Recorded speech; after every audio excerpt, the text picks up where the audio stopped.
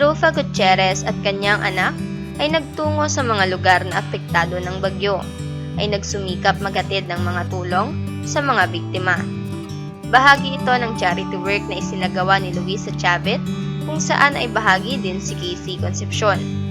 Nagpost ito ng mga larawan ng kanilang relief operation at isinalaysay kung gaano kasaya ang kanyang mga anak na may mga nagagawa silang mahalaga. Nagbigay din ito ng mensahe sa mga memas na sinasabi ng maraming tao na sasabihin lang kahit ano ang gusto nilang masabi. Pahayag nito sa kanyang post.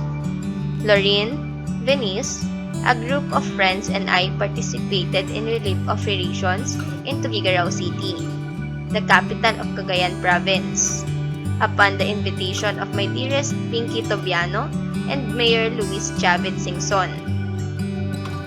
5 days after Typhoon Ulysses ravaged the country, affecting millions of families. Some areas are still submerged underwater. I pray that in the midst of sorrow, we all heal as a nation. Do the best we can to help our communities so that they can rebuild their lives. We are with you during these difficult times. Love and prayers.